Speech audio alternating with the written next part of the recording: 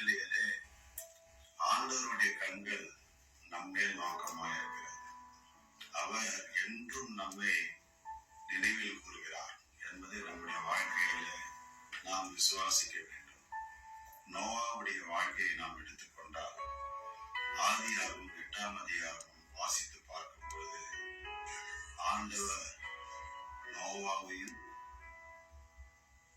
சகல காட்டு மிருகங்களையும் நினைத்தருளினார். எதனால நினைத்தருளினார்?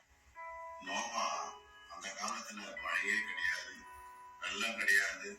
ஆண்டவர் சொல்றார், இந்த பூமியை நான் பாவம் நிறைந்த பூமியை நான் அழிக்கப் போகிறேன் என்று சொல்லும் பொழுது, இந்த பேழையை நீ செய், பெரும் வெள்ளம் வந்து தாக்கப் போகிறது என்று சொல்லும் பொழுது நோவா எந்த மழையும் எந்த வெள்ளத்தையும் பார்க்கவில்லை. உடனே கீழ்ப்படித்தார். பேழையை செய்யும்படி தேவன் உத்தரவிட்ட போது கீழ்ப்படித்தார். சகல மிருகங்களுக்கும் உணவுகளை ஆயத்தப்படுத்தி உள்ளே அழைத்துக் கொண்டு போ என்று சொல்லுவாங்க. கீழ்ப்படித்தார்.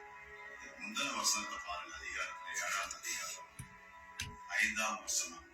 நோவா தனக்கு கர்த்தர் கட்டளையிட்டபடியெல்லாம் செய்தார். அவர் சொன்னதை மாத்திரம் செய்து எல்லாவற்றையும் செய்து வெற்றியாய் முடித்தார். ஆண்டவர் நோவாவையும் சகல காட்டு மிருகங்களையும் நினைத்தருளினார். நாம் கூட நம்முடைய வாழ்க்கையில கடவுளுடைய வார்த்தைக்கு நாம் ஒப்பு கொடுத்து முழுமையாக கீழ்ப்படியும் போது நம்மையும் நம்முடைய குடும்பத்தையும் நம்முடைய பிள்ளைகளையும் ஆண்டவர் நிச்சயமாக நினைத்தருளுவார். நாம் நினைச்சுக்கிறோம் நம்முடைய வாழ்க்கையில எப்பவுமே கண்டல் தான் பேசணும், அமைதியான காற்று, அமைதியான வாழ்க்கை, சந்தோஷம். சில நேரங்கள்ல பெரும் காற்று, கடவுள் அனுமதிக்கிற பெருங்காற்று நமக்கு ஆசீர்வாதமாக முடியும். தென்றலை விட கடவுள் அனுமதிக்கும் பலத்த காற்று நம்மையும் நம்முடைய குடும்பத்தையும் காப்பாற்றும். அடுத்த லைன் வாசித்து பாருங்க. தேவன் பூமியின் மேல் காற்றை வீச பண்ணினார், அப்பொழுது ஜலம் அமர்ந்தது. காற்று வீசின உடனே எந்த தெரியும் அந்த கொந்தளிப்பு அதிகமா தான் அவங்க வழி குறையாது. ஆனால் பாருங்க, ஆண்டவர் காற்றை வீச பண்ணினார், ஜலம் அமர்ந்தது. ஜன்னல் காற்று அனுமதிக்கல, பெரும் காற்றை கடவுள் அனுமதிக்கிறாரு. அந்த ஜலம் அமர்ந்து போய்விட்டது. அந்த குடும்பம் ஆசீர்வாதமாக வெளியே வந்தது. கடவுள் நோவாவையும் அந்த சகல மிருகங்களையும் குடும்பங்களையும் ஆண்டவர் ஆசீர்வதித்தார். நாம் எப்படி இருக்கிறோம்?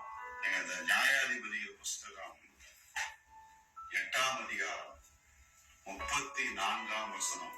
இஸ்ரவேல் வம்சத்தாராகிய நாம் நம்முடைய வாழ்க்கையில் எப்படி இருக்கிறோம் நம்முடைய வசனம் ஒரு எடுத்துக்காட்டு.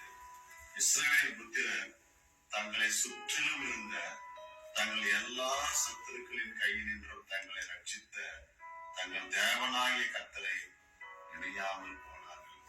கர்த்தருடைய கண்கள் பார்வை என்றும் நம்மை நோக்கி பார்த்துக் கொண்டிருக்கும் பொழுது நாம் நம்மை சத்துருக்கு மீட்டெடுத்த நம்மையும் நம்முடைய குடும்பத்தையும் கடவுள் காப்பாற்றுகிறார். ஆனால் நாமும் கர்த்தரை நினையாமல் போகிறோம். அப்படி இருக்கும் பொழுது நாம் எப்படி ஆசீர்வாதத்தை பெற முடியும்? நாம் செய்ய வேண்டியதெல்லாம் ஒன்னே ஒண்ணுதான். சங்கீதம் 40ஆம் அதிகாரம். நம்மை தாழ்த்தி நாம் கடவுளுக்கு நம்முடைய குடும்பத்தையும் நம்மையும் அர்ப்பணிக்கும் பொழுது தேவ ஆசீர்வாதம் நிச்சயம் நம் மேல் வரும். தேவன் நம்மையும் நம்முடைய குடும்பத்தையும் கண்டிப்பாக நினைத்தருள்வார். 40ஆம் அதிகாரம் சங்கீதம் 17ஆம் வசனம். நான் சிறுமையும் எளிமையுமானவன், கர்த்தரோ என் மேல் நினைவாயிருக்கிறார். நம்மை தாழ்த்தும் பொழுது கர்த்தர் எப்பொழுதும் என் மேல் நினைவாயிருக்கிறார். நாம் எங்க நடந்தாலும் போனாலும் நம்முடைய போக்கிலும் வருகையிலும் நம்மையும் நம்முடைய குடும்பத்தையும் நம்முடைய பிள்ளைகளையும் கர்த்தர் என்றும் நினைக்கிறார், நினைவாயிருக்கிறார். அதனால் தேவ பிள்ளைகளே, நாம் செய்ய வேண்டியதெல்லாம் ஒன்னே ஒண்ணுதான். நோவா தனக்கு கர்த்தர் கட்டளையிட்டபடியெல்லாம் செய்து கொடுத்தார், கீழ்ப்படிந்தான். நாமும் தேவ வார்த்தைக்கு கீழ்ப்படியும் பொழுது பெரும் ஆசீர்வாதம் நம்மை நிச்சயமாக நமக்கும் நம்முடைய குடும்பத்திற்கும் கர்த்தர் தாமே நம்மை ஆசீர்வதிப்பாராக.